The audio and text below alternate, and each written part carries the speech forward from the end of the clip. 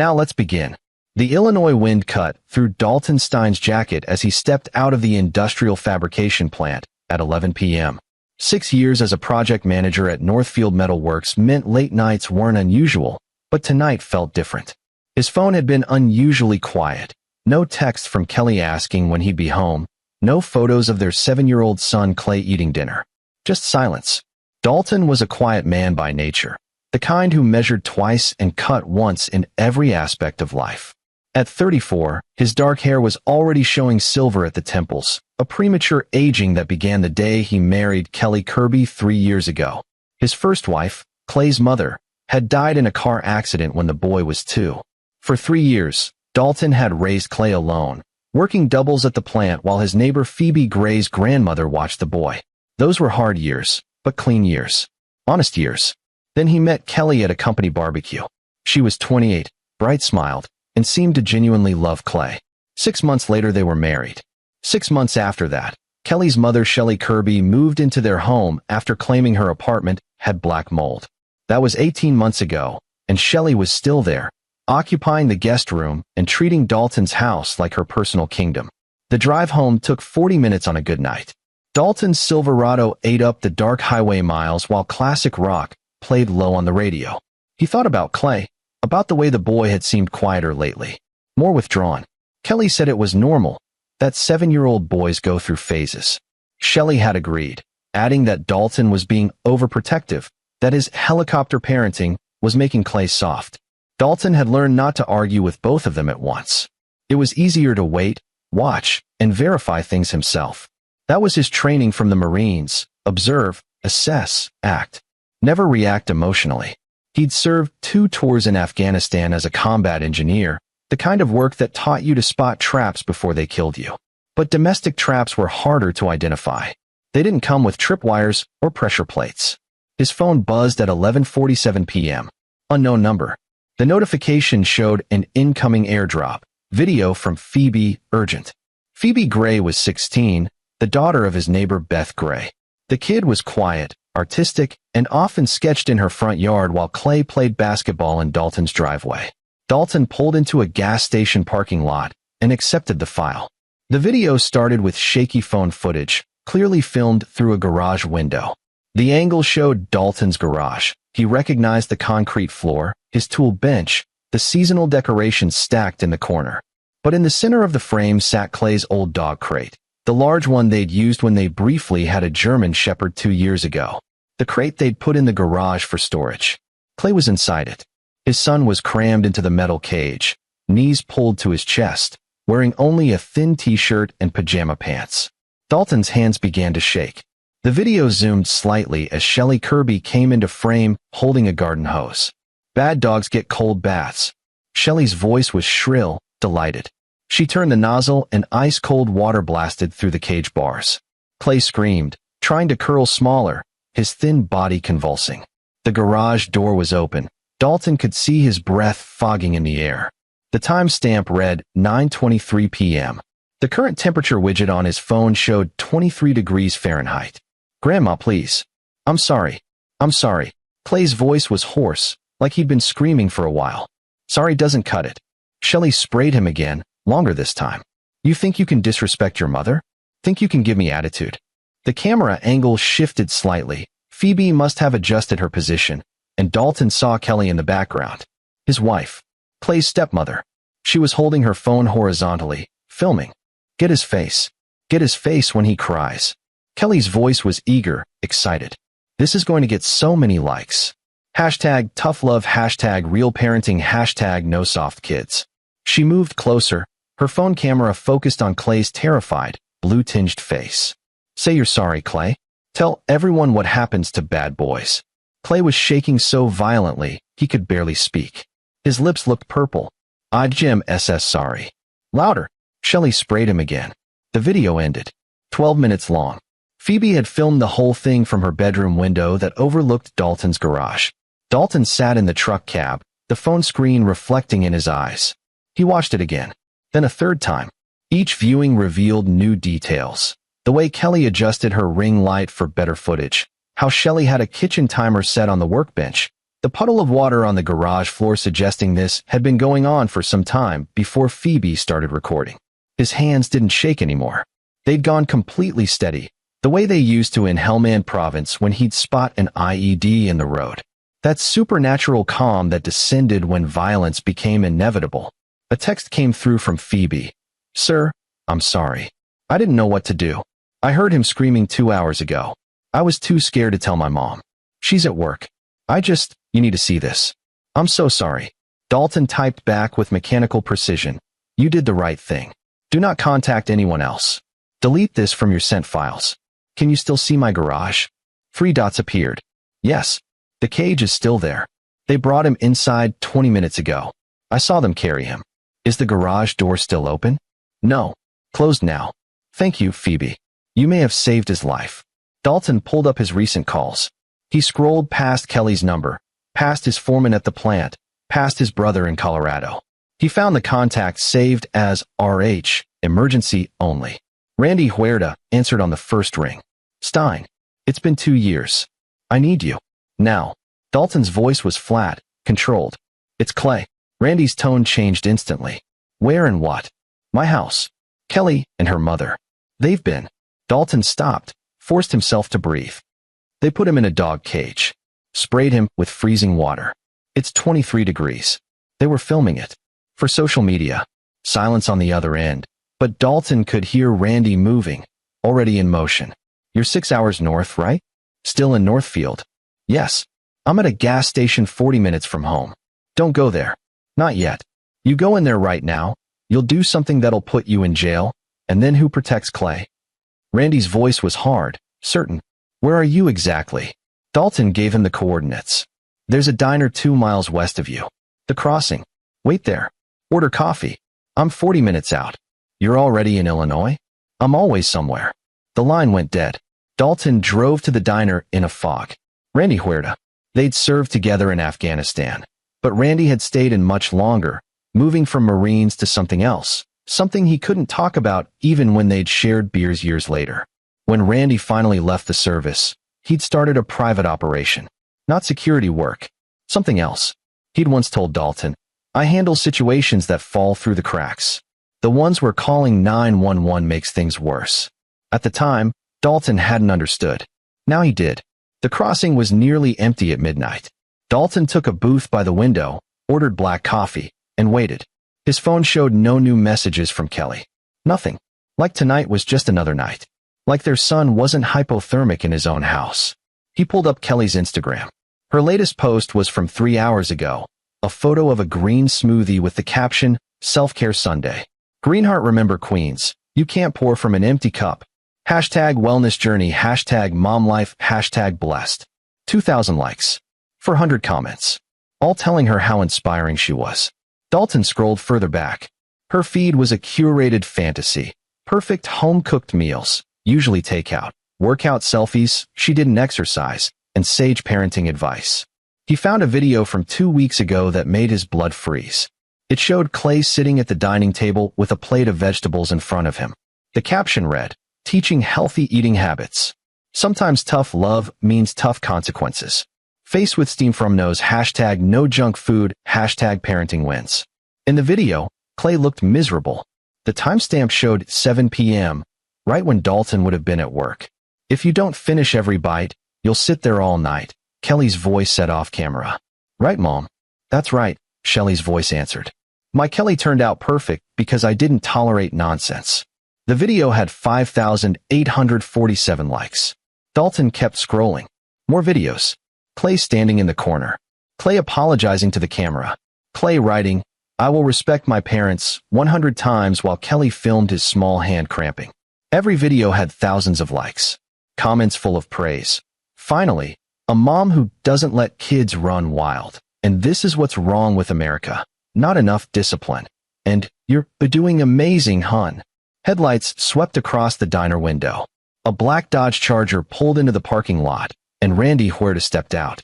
He looked the same, compact, muscular, with the kind of face that was easy to forget until you crossed him.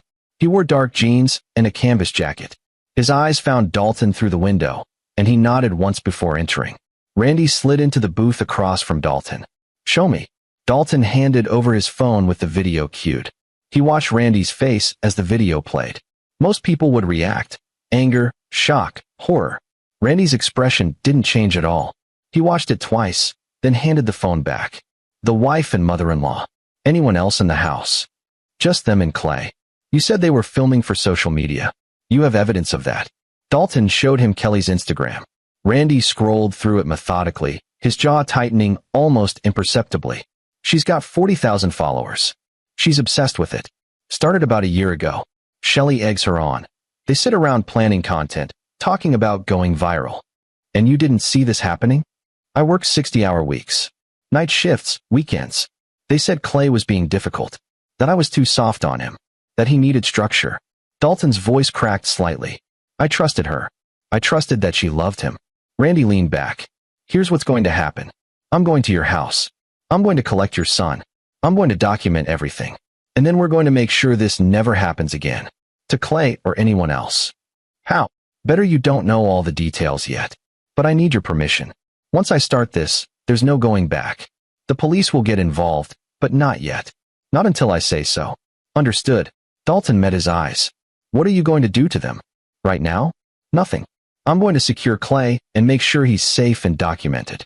But after that, Randy's smile was cold. Let's just say I've been looking for a case like this. The kind where I can set a very public example. They deserve worse than prison. Oh, they'll get prison. But first, they're going to understand what it feels like to be powerless. To be cold. To be humiliated. Randy stood. Stay here. I'll call you in exactly 90 minutes. 90 minutes? I need to make some calls first. Get the right people in place. He dropped a card on the table. If I don't call by 2 a.m., call this number. But I will call. Randy walked out, and Dalton was alone again with his cold coffee and his rage. 90 minutes felt like 90 hours. Dalton ordered eggs he didn't eat. The waitress refilled his coffee 3 times. He watched the clock on his phone tick forward with agonizing slowness. At 1:47 a.m., his phone rang. It's done, Randy said. Clay is safe. He's with a pediatric specialist I trust. Mild hypothermia, some bruising, dehydration. He'll be fine physically. Emotionally, that's going to take time. Dalton's breath came out in a shudder. Where is he? Can't tell you yet. But he's warm, he's safe, and he's asking for you. I told him you'll see him soon. I need you to trust me. What happened at the house? I arrived with Dr. Elaine Garcia. She's a pediatrician who works with cases like this. We also brought Dallas Camacho, a social worker, and Booker Benton, who does forensic documentation. Your garage door was still unlocked from when they used it earlier. We let ourselves in. And Kelly? Shelley, watching TV in the living room. They heard us and came to investigate. Found us in the garage with the dog cage, the hose, and a lot of questions. Randy's voice hardened. Kelly tried to lie. Said it was Clay's choice, that he'd been playing a game. Shelley backed her up. Said we were trespassing. What did you do? Showed them Phoebe's video. Showed them their own Instagram posts. Informed them that they could either cooperate fully or I'd make one phone call and have them arrested immediately for child abuse and endangerment. Dr. Garcia examined Clay while they watched. Dallas documented everything. The cage, the hose, the temperature, Clay's condition. They just let you? They didn't have a choice. See, Dalton, people like Kelly and Shelley, they're bullies. And bullies fold when someone bigger calls their bluff. I had a police officer on standby, but I wanted to give them a chance to cooperate. They did. Signed waivers allowing the examination. Shelley even admitted on camera that they'd been disciplining Clay this way for months. Months.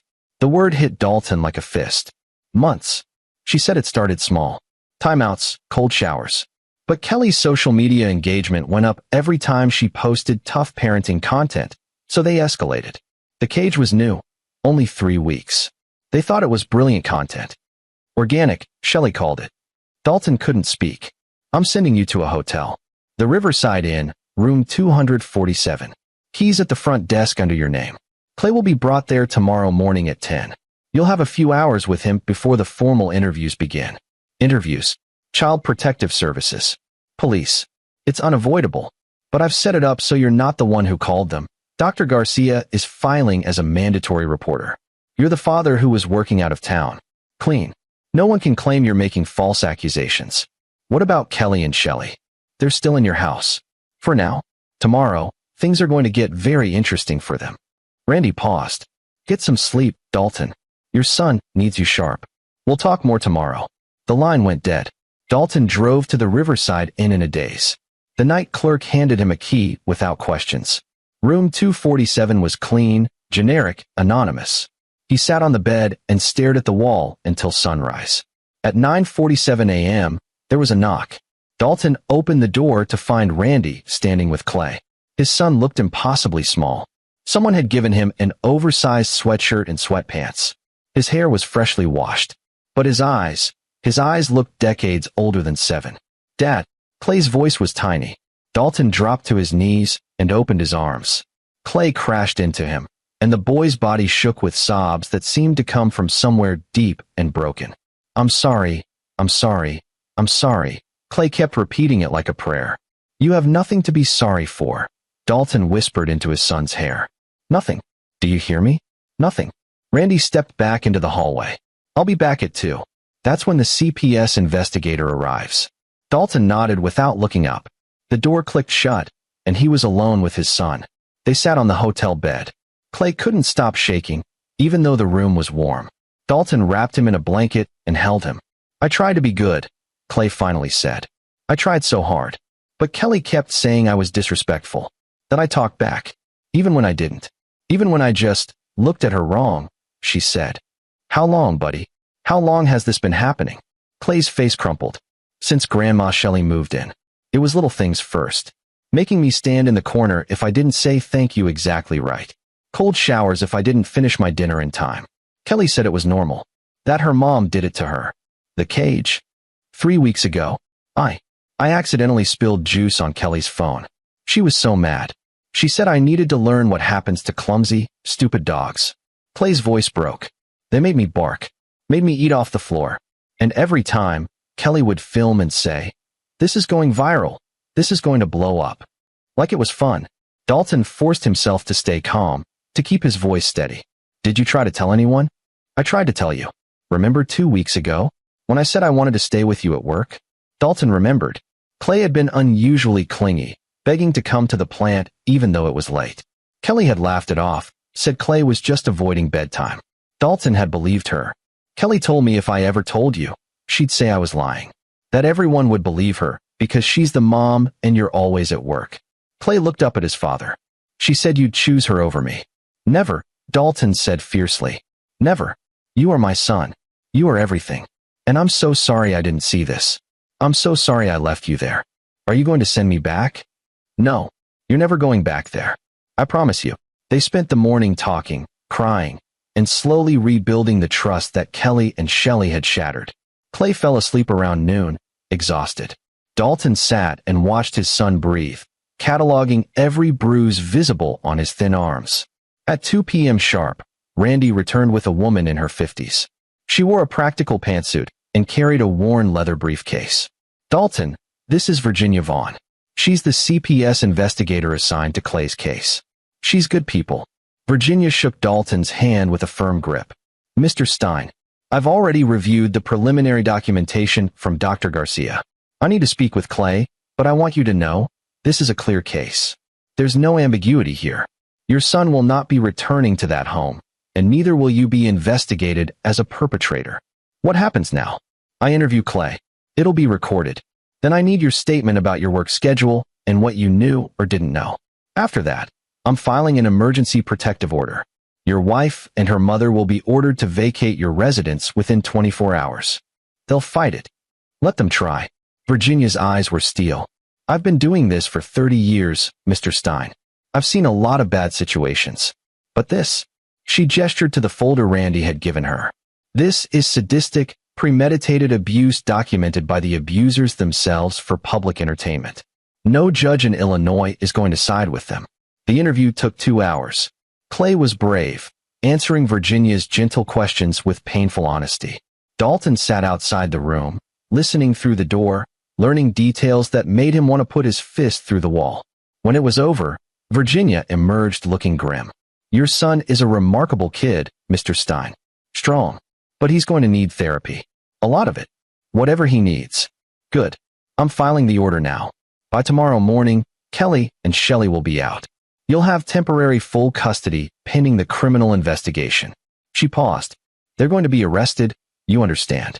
Child endangerment, abuse of a minor, possibly more. The state's attorney is very interested in this case. After Virginia left, Randy lingered. You doing okay? No. Good. You shouldn't be. Randy sat across from Dalton. I need to tell you something. This case, it's bigger than just Clay. What do you mean? Kelly's Instagram. I had my tech guy do a deep dive. She's part of a network, dozens of influencers who post tough parenting content. Some of it's worse than what she did. Much worse. And they have hundreds of thousands of followers encouraging them, praising them, asking for more. Dalton felt sick. It's a trend. More than that. It's monetized. Kelly was making ad revenue from this. Shelley too. She has her own account. They were building a brand around abusing your son. I want them destroyed. They will be. But I need you to trust me on the how. Because if we just throw them in jail, they become martyrs to their followers. Oppressed by the system and all that. But if we expose them, really expose them, and let their own community turn on them. Randy smiled. That's when justice really happens. What are you planning? You'll see. But first, focus on Clay. Take him somewhere safe. I recommend not going back to that house for a while. Let the police process it as a crime scene. Let Kelly and Shelley clear out. Then we'll figure out what comes next.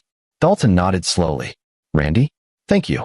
I don't know how to. You'd have done the same for me. We take care of our own. Randy stood. I'll be in touch. In the meantime, there's someone you should talk to. Who? Phoebe Gray. The kid who sent you that video. She's scared she's going to get in trouble. She needs to hear from you that she did the right thing. That evening, after Clay was asleep, Dalton walked across the hotel parking lot to a bench where Phoebe was waiting with her mother, Beth Gray. The teenager looked terrified. Mr. Stein, I'm so sorry, she started. You saved his life, Dalton interrupted. You were brave when I wasn't there to be. You did something that most adults wouldn't have the courage to do. Phoebe's eyes filled with tears. I should have done it sooner. I heard him crying for weeks. I didn't know if it was my place. I didn't want to cause trouble. Beth put her arm around her daughter. Phoebe told me everything tonight. I can't believe it was happening right next door, and we had no idea. They were careful, Dalton said. The garage door was always down when I was home. They did it when I was at work. Kelly's entire life is a performance. She knew how to hide it. What's going to happen to them? Phoebe asked. They're going to face exactly what they deserve, Dalton said. Thanks to you. He went back to the hotel room and sat in the dark, watching Clay sleep. His phone buzzed with a text from Randy. Tomorrow, the dominoes start falling. Get ready. Dalton Stein had always been a patient man. A planner. Someone who thought through every angle before acting. But now, patience felt different. It felt like sharpening a blade. And he was going to make sure that blade cut deep. The next morning started with chaos Dalton could hear, but couldn't see. He and Clay were still at the Riverside Inn when his phone erupted with notifications. Calls from numbers he didn't recognize. Text messages from people at work. But the one that mattered came from Randy at 8:47 a.m. It started. Turn on Channel 7 News. Dalton found the remote and switched on the TV. Clay was in the bathroom brushing his teeth, giving Dalton a moment to process what he was seeing. The morning news anchor, a sharp-eyed woman named Carol Lloyd, according to the Charon, sat across from Randy and Dr. Elaine Garcia. The headline scrolling across the bottom of the screen read, Local child rescued from cage. Mother and grandmother filmed abuse for social media. This is a disturbing case that raises serious questions about the intersection of social media and child welfare, Carol Lloyd was saying. Dr. Garcia, you were one of the first responders. What did you find? Dr. Garcia, a composed woman in her 40s, spoke with clinical precision. I found a 7-year-old boy suffering from mild hypothermia, dehydration, and multiple contusions consistent with ongoing physical abuse. The child reported being confined in a dog cage and sprayed with freezing water as punishment. This occurred while the outdoor temperature was 23 degrees Fahrenheit. And this was being filmed? Yes. The child's stepmother, Kelly Stein, has an Instagram account with over 40,000 followers where she regularly posted what she called tough parenting content. We have evidence that she and her mother were escalating the abuse specifically for social media engagement. Randy leaned forward. What people need to understand is that this isn't an isolated incident. There's a growing trend of parents using their children as content, and when that content gets more engagement through cruelty, some parents escalate. They prioritize likes and followers over their children's safety. Mr. Huerta, you run a private child advocacy organization. How did you become involved in this case? I was contacted by the child's father, who was working out of town when he received video evidence of the abuse from a neighbor's daughter. The young woman who filmed this acted with tremendous courage. She saved this child's life. Carol Lloyd turned to the camera. We want to warn our viewers, some of the content we're about to show is disturbing. These are screenshots from Kelly Stein's public Instagram account. The screen filled with images from Kelly's feed. Clay standing in a corner. Clay writing lines. Clay with a plate of cold vegetables. Each image was accompanied by Kelly's captions, which now looked not inspiring, but sadistic. Kelly Stein has disabled her social media accounts as of this morning. Carol Lloyd continued. But the Northfield Police Department has confirmed that she and her mother, Shelley Kirby, are under investigation for child abuse and endangerment. They're expected to be arrested later today. Dalton's phone rang. Unknown number. He answered. Mr. Stein? This is Detective Isaias Calderon with Northfield PD. I'm the lead investigator on your son's case. I need you to come in for a formal statement this afternoon. Of course. I also want you to know, we've been getting calls all morning. People who follow Kelly's Instagram. Most of them are outraged now that they understand what was really happening. But some. The detective paused. Some are defending her, saying this is government overreach, that parents have the right to discipline their children however they see fit. Are you serious? Unfortunately, yes. Which is why we're moving quickly. The state's attorney wants to make an example of this case. Show that abuse is abuse, even if you call it parenting, and post it online. After the call ended, Clay emerged from the bathroom. He looked at the TV, saw his mother's face on the screen, and froze. Dad. Dalton turned off the TV. Hey, buddy. Come here. Clay sat next to him on the bed. Is Kelly going to jail? Probably. Yes. Good. The word came out hard, final. She should. You know what this means, right? People are going to know what happened. Some kids at school might see the news. It might be hard. Clay looked at his father with those eyes that were too old, too knowing. I don't care. I want people to know. I want them to know what she really is. Dalton pulled his son close. You're braver than I ever was at your age. I learned it from you, Clay said quietly. They spent the rest of the morning avoiding the news, playing card games, and ordering room service. But at 2 p.m., Dalton had to leave for the police station. Randy had arranged for Dr. Garcia to stay with Clay, a familiar face the boy had learned to trust. The police station was swarming with reporters. Dalton had to push through a crowd of cameras and microphones shouting questions. Mr. Stein, how long did you suspect abuse? Mr. Stein, are you suing your wife? Mr. Stein, how is your son doing? He said nothing, just followed Detective Calderon inside.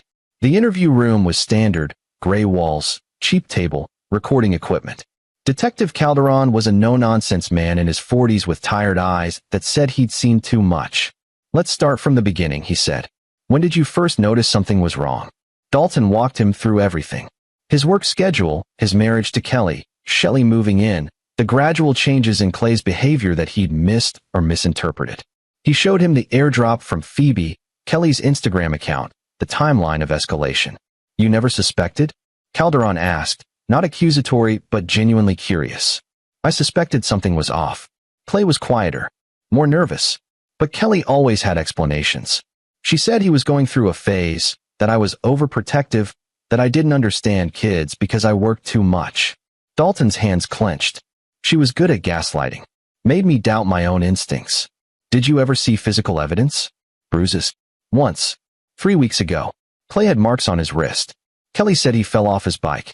He backed her up. I believed them. Why did he lie for her? Fear. She'd convinced him that if he told me the truth, I'd choose her over him. That I'd think he was making it up for attention. Calderon made notes. We've executed a search warrant on your residence. We found the dog cage, the hose, and several other items that corroborate your son's statement. We also found Kelly's laptop. She had folders of edited video files, content she was planning to post. Some of it, he trailed off, shaking his head. Some of it never made it online because even she knew it was too far. But she kept it. Like trophies. Dalton felt something cold settle in his chest. What kind of videos?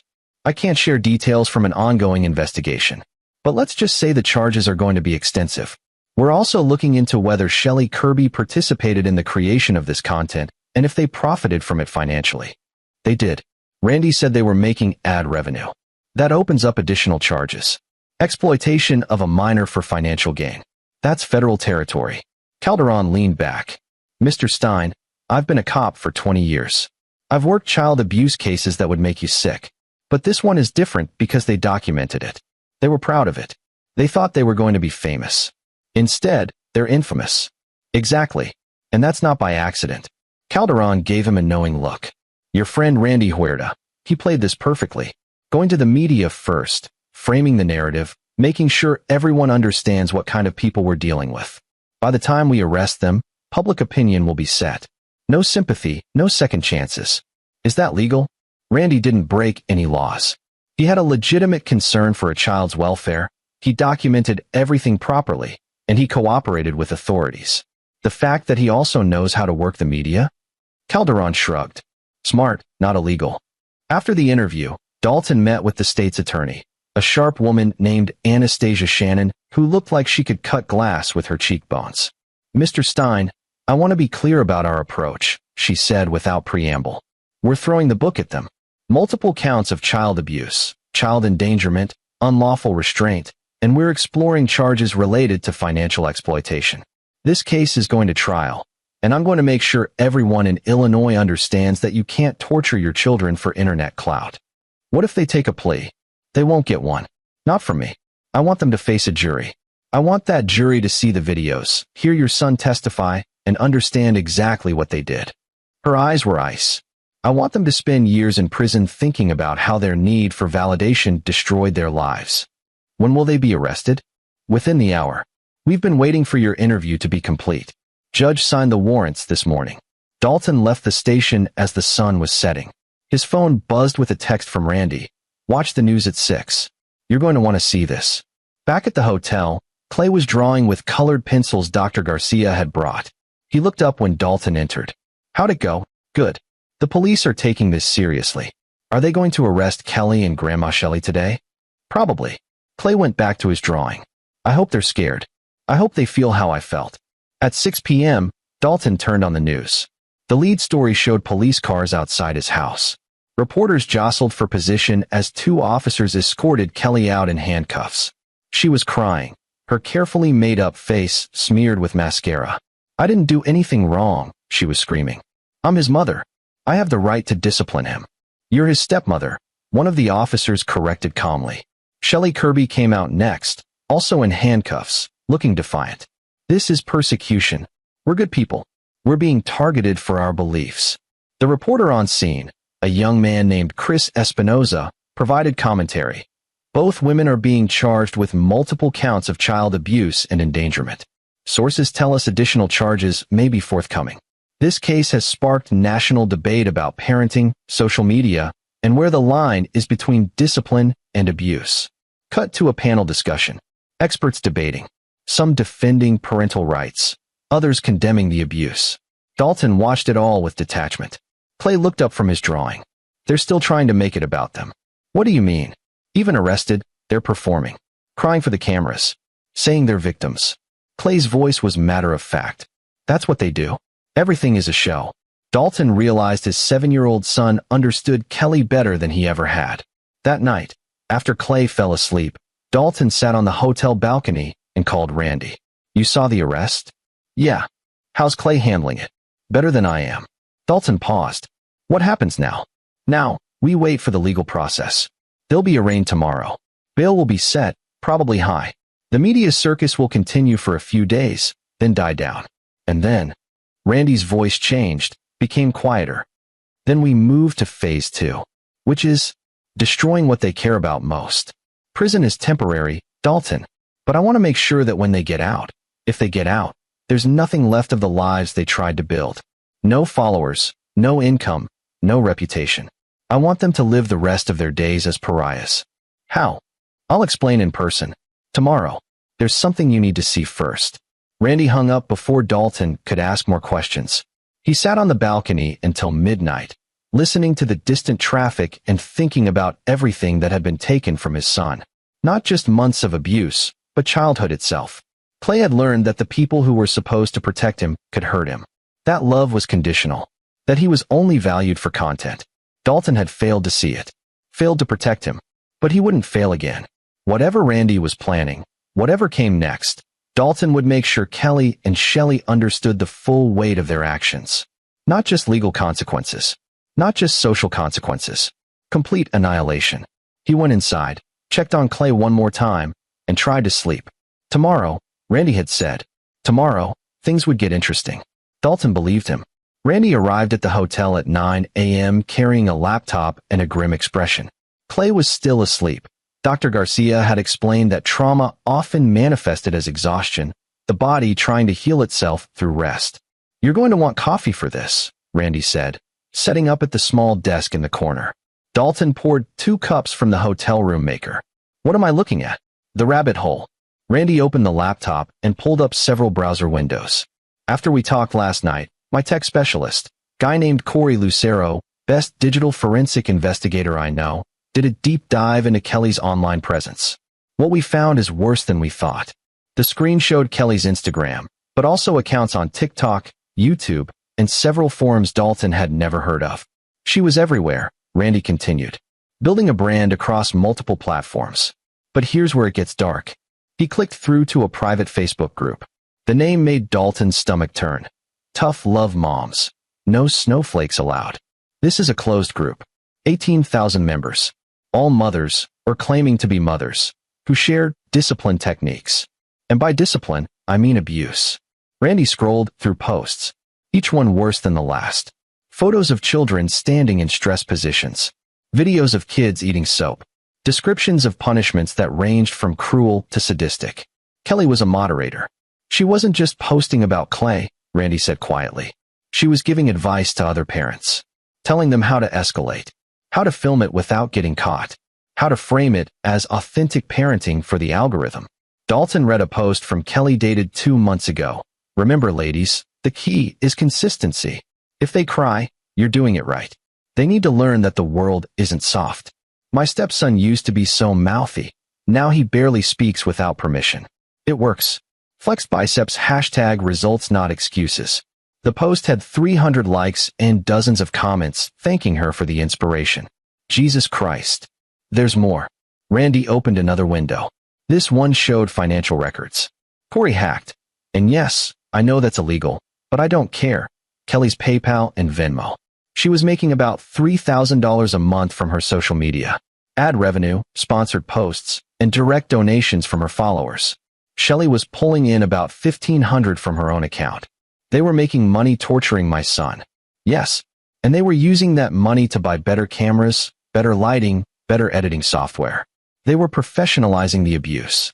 Randy's jaw tightened. Corey also found deleted files on Kelly's laptop. Videos she decided were too risky to post. One shows Clay locked in a closet for 6 hours. Another has Shelley forcing him to stand in ice water until he passed out. They filmed all of it. Dalton's hands were shaking. He set down his coffee before he dropped it. The police have all of this. They have the laptop and access to the public accounts. But this private group, these financial records, I'm holding on to those for now. Because when this goes to trial, I want to make sure the prosecutor has everything they need to paint the full picture. You said last night there was a phase 2. Randy closed the laptop. Here's what I'm thinking. The legal case is solid. They're going to prison. But their community, these 18,000 people in that Facebook group and the hundreds of thousands who follow similar accounts, they still think this kind of parenting is acceptable. Some of them will defend Kelly and Shelley. Martyr them. Use their arrest to fuel a narrative about government overreach. So what do? We destroy them from the inside. We make their own community turn on them. Randy leaned back. Corey found something interesting in Kelly's deleted messages. She was having an affair. Dalton blinked. What? With a guy named Gino Waters. He's married, has 3 kids of his own, and is a semi-popular parenting influencer in the same circle. They've been hooking up for 6 months. Very explicit messages, photos, the whole thing. Waters is a family values guy, constantly posts about the sanctity of marriage and traditional parenting. And if this comes out, his wife divorces him. His followers abandon him. And more importantly, Kelly loses her devoted mom credibility. We paint her as what she really is, a narcissist who was using Clay as a prop for an Instagram fantasy while cheating on her husband. Dalton processed this. You want to leak it? Anonymously. To the right people. Bloggers who cover influencer drama. Journalists who've been critical of mommy vloggers. Let it spread organically. By the time Kelly's trial starts, public opinion will be so far against her that no jury could possibly sympathize. What about Shelley? Shelley's easier. She's got her own skeletons. Corey found court records showing she was investigated for child abuse when Kelly was 10. Case was dropped due to lack of evidence, but the report is damning. She beat Kelly with a belt, locked her in a basement. Sound familiar? It did. The cycle of abuse, perpetuated. We leaked that too, Randy said. Show that this wasn't about parenting philosophy. It was generational trauma being weaponized against an innocent kid. When? Soon. But first, I need your permission. Because once this starts, it's going to be a media feeding frenzy. Kelly and Shelley will be ripped apart in public. It'll be brutal. Dalton thought about Clay sleeping in the next room. About the videos on that laptop. About the months of torture documented for likes and ad revenue. Do it, he said. Burn it all down. Randy nodded. I'll make the calls. In the meantime, you need to prepare for what comes next. The defense is going to argue that you're a vindictive husband trying to destroy your wife. They'll say you're using Clay to hurt Kelly. You need to be ready. I am. Good. Because this is going to get ugly before it gets better. Randy left, and Dalton sat alone with his thoughts. Around 11 a.m., Clay woke up and padded into the main room, rubbing his eyes. Morning, buddy. Is it actually morning? Technically, yes, barely. Dalton smiled. Hungry. They ordered pancakes from room service. Clay ate slowly, methodically, like someone who'd learned that food could be taken away as punishment. Dad. Yeah. What's going to happen to me? What do you mean? Where am I going to live? Do I have to go into foster care? Dalton's heart broke. No. Never. You're staying with me. The court already gave me temporary custody. Once the trial is over and Kelly's out of the picture permanently, it'll be permanent custody. What about school? You can go back whenever you're ready. Or we can look at other schools if you want a fresh start. Clay considered this. I think I want a fresh start. Everyone at my school knows Kelly. Some of them follow her Instagram. I don't want to see people who thought she was cool. Then we'll find you a new school. A better one. And we're not going back to that house. Not if you don't want to. I don't. I hate that house. Clay's voice was firm. Can we get a new one? Somewhere Kelly and Grandma Shelley don't know about. Yes, we can do that. For the first time in days, Clay smiled. Small, tentative, but real. The afternoon brought a visitor, Virginia Vaughn from CPS. She sat with Clay and Dalton and outlined the next steps. The emergency protective order is in place, she explained. Kelly and Shelley are prohibited from any contact with Clay. They've been ordered to stay at least 500 feet away. If they violate that, they'll be arrested again. Will Clay have to testify? Dalton asked. Eventually, yes. But not right away. We'll prepare him with a child psychologist. Make it as easy as possible.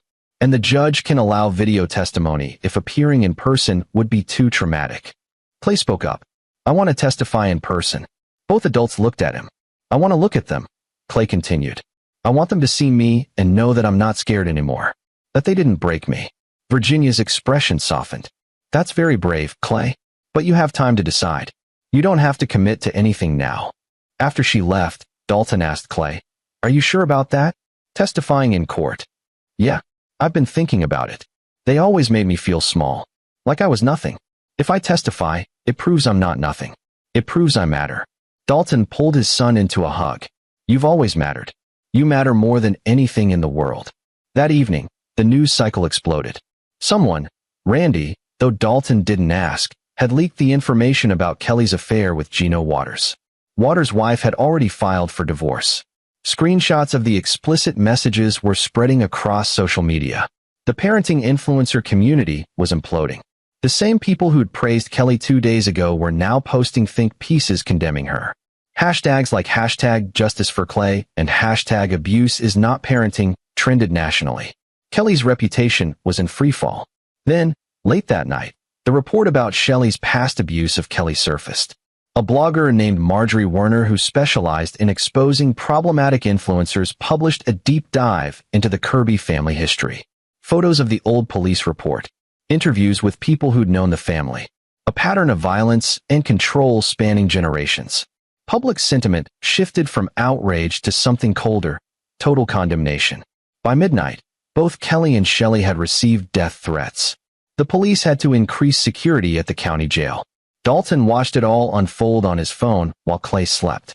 He felt no satisfaction, no joy, just a grim certainty that this was justice taking its course. Randy called at 1 a.m. "You watching?" "Yeah. This is just the beginning. Tomorrow, the real work starts." "What real work?" "Making sure they can never rebuild. Ever. I'll explain tomorrow. Get some sleep." But Dalton couldn't sleep. He sat on the balcony again, staring at the city lights, and wondered if his son would ever truly heal from this. And he wondered what part of himself he was willing to sacrifice to make sure Kelly and Shelley got everything they deserved. 3 days later, Dalton stood in Judge Hilton Perry's courtroom for the bail hearing. The courtroom was packed, reporters, victims' advocates, curious onlookers. Kelly and Shelley sat at the defense table in orange jumpsuits, looking diminished and furious. Kelly's lawyer, a public defender named D. Davies, who looked overwhelmed, stood to argue for reasonable bail. "Your Honor, my client is a first-time offender with no prior record. She has ties to the community and is not a flight risk," State's Attorney Anastasia Shannon Rose. "Your Honor, Ms. Stein and her mother are charged with systematic, premeditated abuse of a minor that they documented and profited from. They showed no remorse until they were caught. In fact, evidence shows they were planning to escalate the abuse for increased social media engagement. They are a danger to children and the community." Judge Perry was a stern man in his 60s with white hair and ice blue eyes. He reviewed the case file silently for several minutes while the courtroom held its breath. "I've read the police reports," he finally said. "I've seen the videos. I've reviewed the financial records showing profit motive. Ms. Davies, your client is accused of one of the most disturbing cases of child abuse I've encountered in 30 years on the bench." He looked directly at Kelly. "Bail is set at $500,000 each." Kelly gasped. Shelley started shouting. "This is ridiculous. We're not criminals." "You are alleged to be criminals," Judge Perry said coldly. "And given the severity of the charges and the evidence presented, you should be grateful I'm granting bail at all. $500,000 each. Cash bond only." Next, neither Kelly nor Shelley could make bail. They were remanded back to custody. As Dalton left the courtroom, a reporter grabbed his arm. "Mr. Stein, how do you feel about the judge's decision?" "I feel like my son is safer with them in jail," Dalton said simply. "That's all that matters." Outside, Randy was waiting by Dalton's truck. "That went well. $1 million combined. They're not getting out." "Exactly. Which gives us time to work." Randy handed Dalton a folder. "This is everything Corey compiled on the Tough Love Moms group. Names, screenshots, evidence of abuse posted by other members. We're going to shut them down." "How?" "We're turning the information over to Child Protective Services in every state where these women live, anonymously, triggering investigations. Some of them will be arrested like Kelly and Shelley. Others will just have their kids removed. But by the time we're done, that entire community will be scattered." Dalton opened the folder. Hundreds of names. Hundreds of children potentially being abused right now. This is bigger than just Clay. It always was. Clay's case is the one that's going to break the dam. Once people see what really happens in these communities, once they understand that it's not tough love, but systematic abuse, the whole house of cards collapses. Over the next 2 weeks, the dominoes fell exactly as Randy predicted. News reports from a dozen states about mothers arrested for child abuse, all connected to the same online communities. The Facebook group was shut down by the platform. YouTube demonetized similar content. Instagram changed its policies on child-focused content. The backlash was swift and brutal. Some influencers tried to defend themselves, claiming persecution, but their own followers turned on them, armed with screenshots and evidence. Brand deals evaporated. Sponsors fled. The entire tough love parenting influencer economy collapsed. Kelly and Shelley became the poster children for what not to do. Legal analysts used their case as an example of how social media could enable abuse. Psychologists discussed the damage this kind of parenting inflicted. Clay's story, never using his name, always protecting his identity, became a rallying cry for stronger child protection laws. Dalton watched it all from a distance, focused on his son. They'd moved to a small rental house on the other side of town. Clay started therapy twice a week with a specialist in childhood trauma. Slowly, gradually, the boy began to heal. He smiled more, laughed occasionally, started drawing again, not the controlled, perfect pictures he'd made under Kelly's supervision, but wild, colorful, emotional art that splashed across the pages. One evening, about 3 weeks after the arrest, Clay looked up from his homework and asked, "Dad, are you going to get divorced from Kelly?" "Yes. The paperwork is already filed." "Will you get married again?" "I don't know. Maybe someday. If I meet someone who's good to you and makes us both happy." Clay nodded. "I think you should.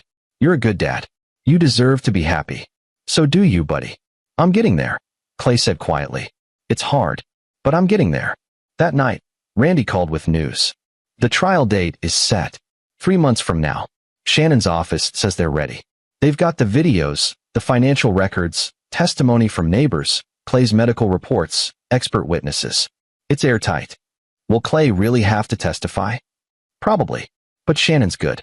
She'll make it as easy as possible. He says he wants to do it. Then he will. And he'll be incredible. Randy paused. "Dalton, I want you to know, what you and Clay have been through, it's going to help a lot of other kids." Legislation is already being proposed in 6 states to crack down on family vlogging and child influencers. Clay's case is the catalyst for real change. He shouldn't have had to suffer for that. No, he shouldn't have. But suffering doesn't have to be meaningless. You're making sure it counts for something.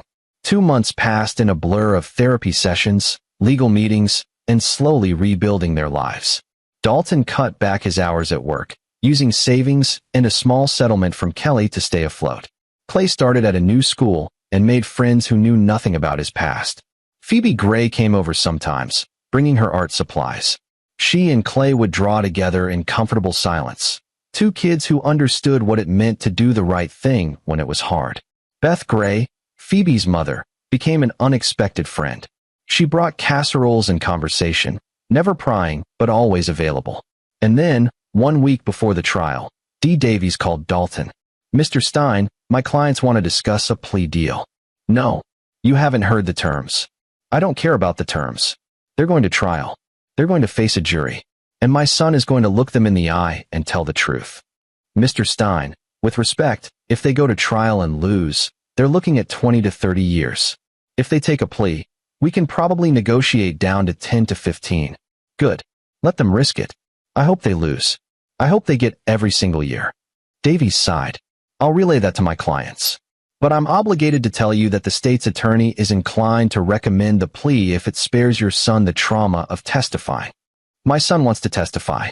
Ask Miss Shannon. She'll confirm it." "Very well." The call ended.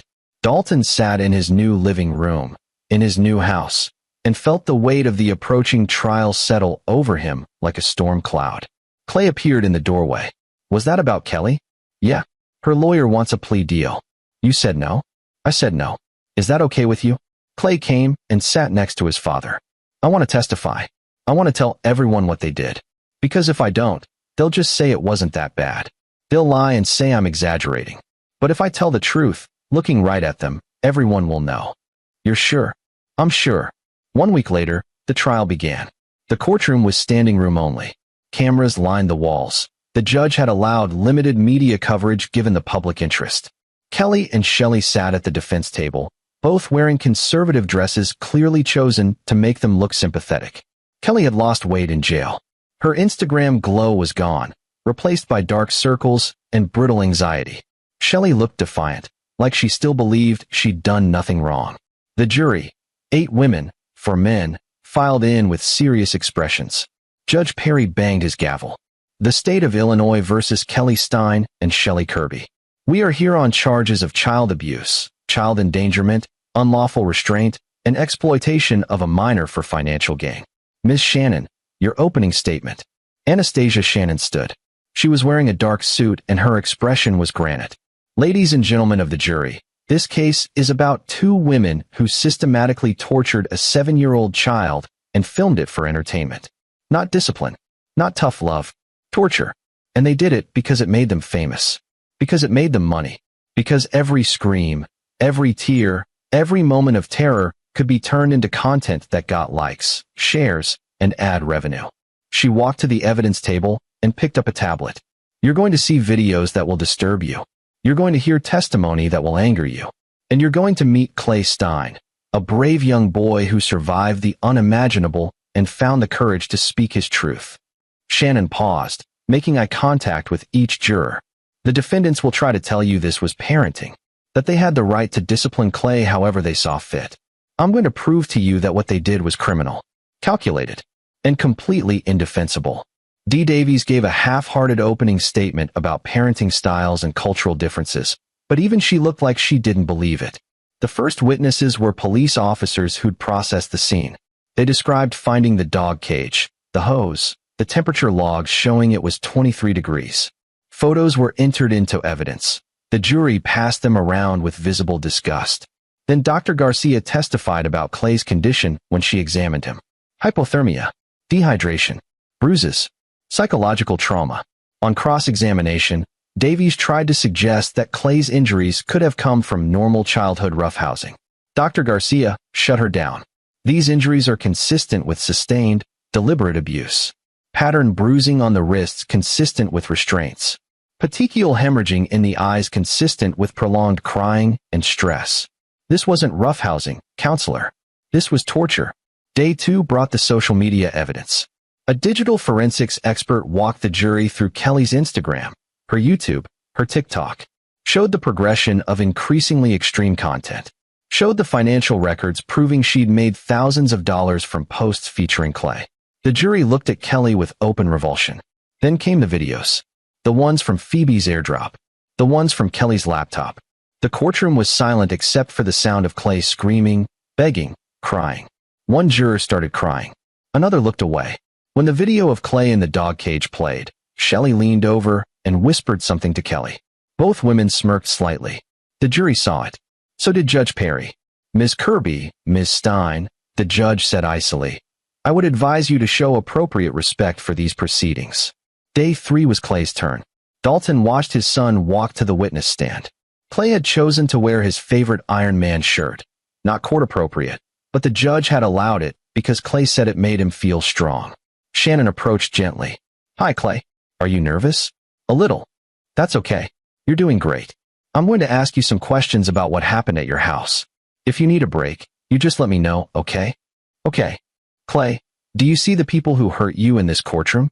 Clay looked directly at Kelly and Shelley. His voice was clear, unwavering. Yes, that's Kelly, my stepmom. And that's Shelley, her mom. Did they hurt you? Yes. Can you tell the jury how? And Clay did. For 90 minutes, with breaks, he described everything.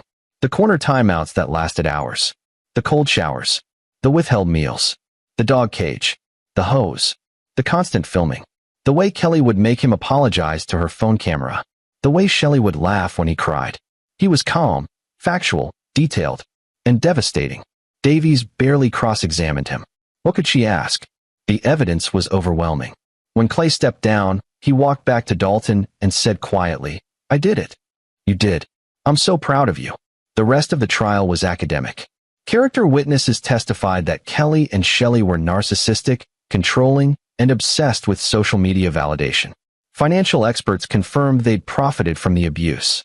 Psychologists explained the long-term damage this kind of treatment inflicted on children. The defense called no witnesses. They had nothing. Closing arguments were brief. Shannon reminded the jury of everything they'd seen and heard. Davies asked for mercy, arguing that her clients had been raised in an era when corporal punishment was normal and had simply taken it too far. The jury deliberated for 4 hours. When they returned, the forewoman stood. On all counts, we find the defendants guilty. Kelly collapsed in her chair, sobbing. Shelley sat stone-faced, still defiant. Sentencing was scheduled for 2 weeks later. Dalton took Clay for ice cream after the verdict. They sat in a booth at a local parlor, eating sundaes and not talking about the trial. Finally, Clay said, It's over. The trial is over. Sentencing is still coming. But they can't hurt me anymore. No, they can't. Good. Clay took another bite of ice cream. Dad, yeah. Thank you for believing me. Even though you didn't know what was happening, when you found out, you believed me. Not everyone would have. Dalton reached across the table and took his son's hand. I will always believe you. Always. 2 weeks later, they were back in court for sentencing. Judge Perry read the pre-sentencing reports, which detailed Kelly and Shelley's lack of remorse, their continued belief that they'd done nothing wrong. Ms. Stein, Judge Perry said, do you have anything to say before I impose sentence? Kelly stood, tears streaming. Your Honor, I'm a good person. I love children. I was just trying to teach Clay to be strong. I made mistakes, but I don't deserve to go to prison. Please, I'm begging you. Ms. Kirby, Shelley stood. I raised my daughter with discipline, and she turned out fine. This whole trial is a witch hunt against traditional parenting. You're punishing us for not being soft, for not raising a weak generation. That boy needed structure. We gave it to him. Judge Perry's face was stone.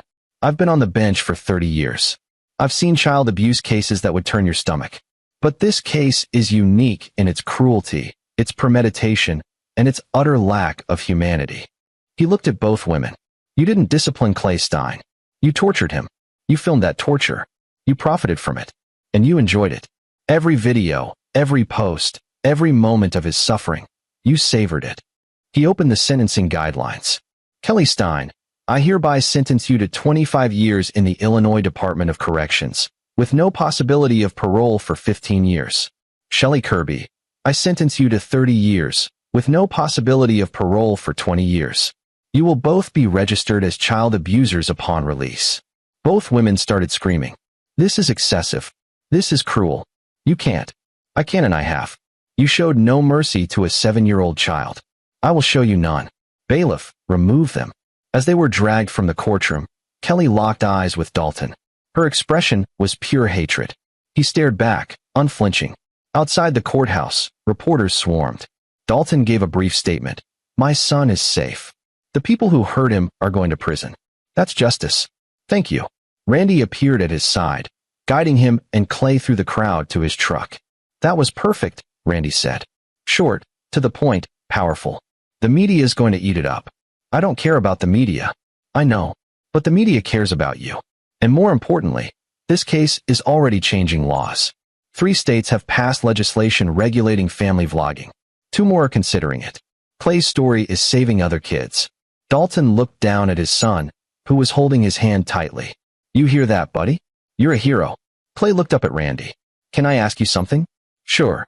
That first night, when you came to the house and got me out, you said you handled situations that fall through the cracks.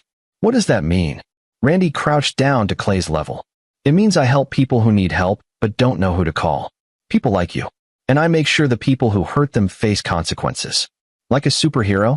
Like someone who cares. Clay nodded slowly. When I grow up, I want to do that too. Then I'll teach you, Randy said seriously. But first, you need to finish being a kid. Deal. Deal. They drove home. To the new house. The safe house. Dalton made dinner while Clay did homework. Normal. Routine. Peaceful. That night, after Clay was asleep, Dalton sat on the porch with a beer and thought about everything that had happened. 3 months ago, he'd received an airdrop that changed his life. His son had been rescued. His wife and her mother were in prison. And somehow, out of all that horror, something good had emerged. New laws. Raised awareness. And a 7-year-old boy who'd learned that justice was real, that people would fight for him, that he mattered. His phone buzzed. A text from Randy. Kelly and Shelley are being transferred to maximum security tomorrow. Separate facilities. They'll never see each other again. Dalton typed back. Good. Another text. Also, you should know, while the trial was happening, Gino Waters lost everything. His wife divorced him and got full custody. His sponsors dropped him. His social media accounts are gone. He's working at a car wash now. Karma. Better than karma. Consequences. Randy sent one more message. You did good, Dalton. You and Clay both. Get some rest. Tomorrow's a new day. Dalton looked up at the stars and thought about his first wife, Clay's mother. She would have been proud of how they'd survived this. How they'd fought back. How they'd won. He finished his beer and went inside, checking on Clay one more time before bed. The boy was sleeping peacefully, a small smile on his face. For the first time in months, Dalton slept through the night without nightmares. Justice, he thought as he drifted off, wasn't just about punishment. It was about healing, and they were finally starting to heal.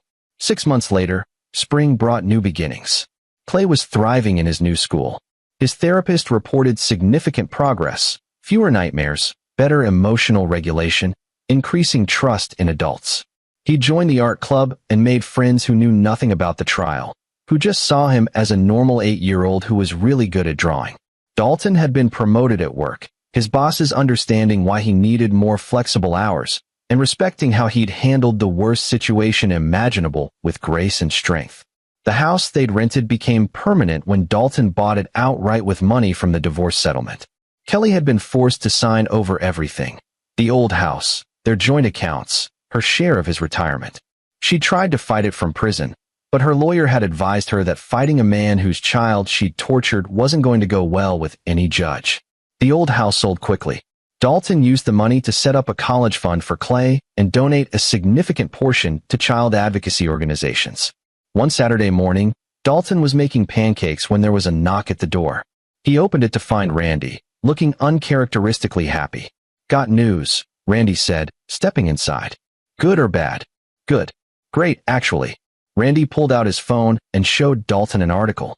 "Remember that Tough Love Moms group? The one with 18,000 members?" "Yeah. CPS investigations in 37 states. 114 arrests. 426 children removed from abusive situations. And it all started because one neighbor's daughter was brave enough to film what she saw and send it to you." Dalton read the article, feeling a mix of pride and sadness. Pride that so many kids had been saved. Sadness that there had been so many to save. "There's more," Randy continued. "Congress is holding hearings about regulating child influencers.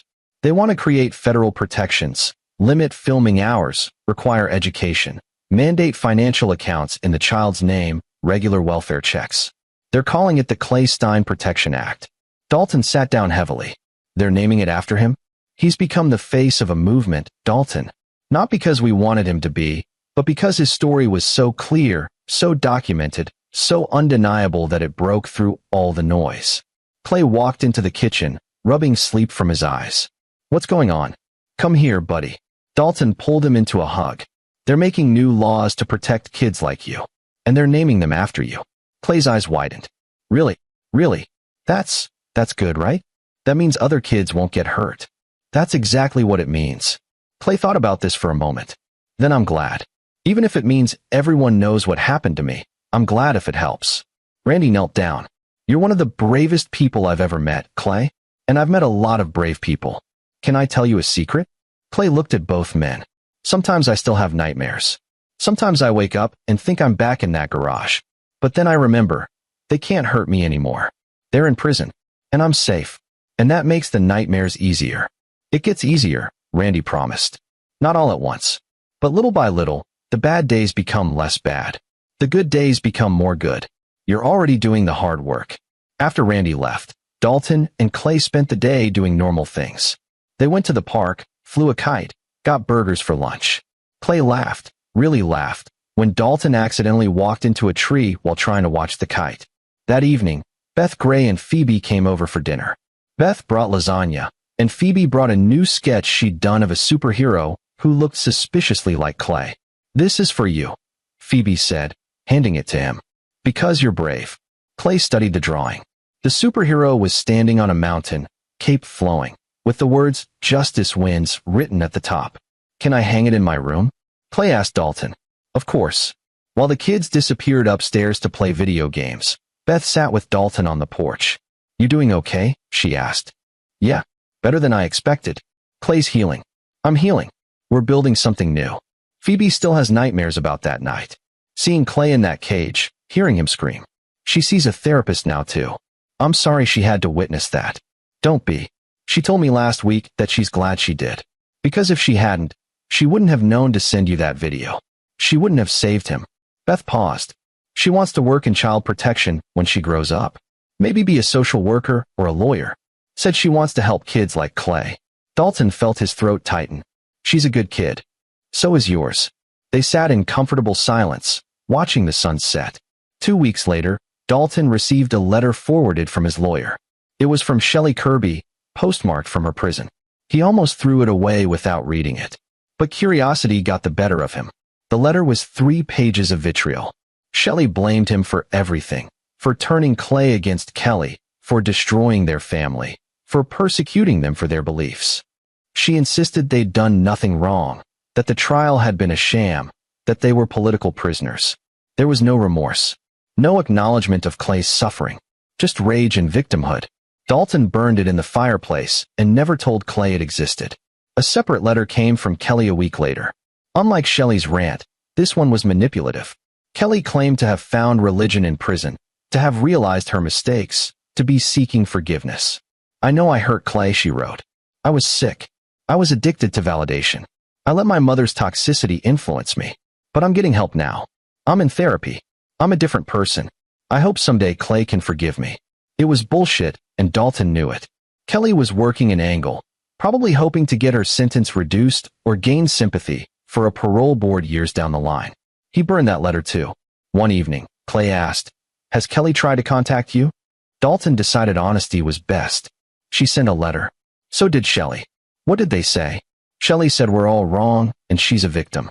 Kelly said she's sorry and found religion." "Do you believe her?" "No. Me neither." Clay went back to his homework. "I don't think about them much anymore." "Is that bad?" "That's healthy. It means you're moving on. I used to be scared I'd turn out like them. Like, that mean people raise mean kids. But Dr. Martinez says that's not true. She says I get to choose who I become. Dr. Martinez is right. Then I choose to be like you and Randy. People who help other people. People who stop bad things from happening." Dalton's chest swelled with pride. "You're already like that, buddy.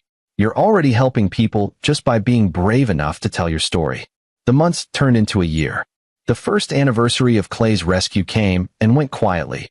They didn't celebrate it, but they acknowledged it. A year of healing. A year of rebuilding. A year of learning to trust again. Dalton started dating someone, a woman named Elaine who worked at Clay's school as an art teacher. She was patient, kind, and understood that Clay came first. Always. Clay liked her, which was all that mattered. Randy became a regular presence in their lives, showing up for Clay's basketball games, teaching him basic self-defense, being the uncle figure the boy needed. Phoebe and Clay remained close friends, their bond forged in shared trauma but sustained by genuine affection. And slowly, imperceptibly, the sharp edges of the past began to dull. Not forgotten, never forgotten, but integrated. Part of their story, but not the whole story. 2 years after the trial, Dalton and Clay sat in a congressional hearing room in Washington, D.C. The Clay-Stein Protection Act was about to be signed into law by the president. Clay, now 9, wore a suit and looked nervous. "You don't have to say anything if you don't want to," Dalton reminded him. "Just being here is enough." But when the moment came, when the congresswoman who'd sponsored the bill asked if Clay wanted to say a few words, he stepped up to the microphone. "My name is Clay Stein," he said, his voice small but steady. 2 years ago, I was hurt by people who were supposed to love me. They put me in a cage and sprayed me with freezing water and filmed it because they wanted to be famous on the internet." The room was silent. "I'm okay now. I have my dad and good friends and a good therapist. But there are a lot of other kids who are being hurt the same way, and nobody knows about it yet. This law is going to help find those kids and help protect them. So thank you for caring about kids like me." He stepped back from the microphone to thunderous applause. The president shook his hand, told him he was brave, and signed the bill into law. Afterward, reporters swarmed for interviews. Dalton shielded Clay and gave a brief statement. "This law will save lives. It will protect children who can't protect themselves. We're grateful to everyone who made it possible." On the flight home, Clay fell asleep against Dalton's shoulder. Dalton looked down at his son and thought about everything they'd survived. The abuse, the rescue, the trial, the healing. And he thought about Kelly and Shelley, rotting in their respective prisons, finally facing consequences for their cruelty. Justice hadn't been quick. It hadn't been easy. But it had been thorough. And most importantly, it had been real. His phone buzzed with a text from Randy. "You two did good today. The law's going to make a difference. Clay's story is going to save kids he'll never meet." Dalton typed back, "He's already saved me." He looked out the airplane window at the clouds below and smiled. They'd started in darkness, a 7-year-old boy in a dog cage, a father 6 hours away, A neighbor's daughter brave enough to document horror. But they'd found light, found justice, found healing, and they'd made sure that the people who'd caused the pain would never hurt anyone again. That was enough. That was everything. This is where our story comes to an end. Share your thoughts in the comments section. Thanks for your time. If you enjoy this story, please subscribe to this channel. Click on the video you see on the screen, and I will see you there.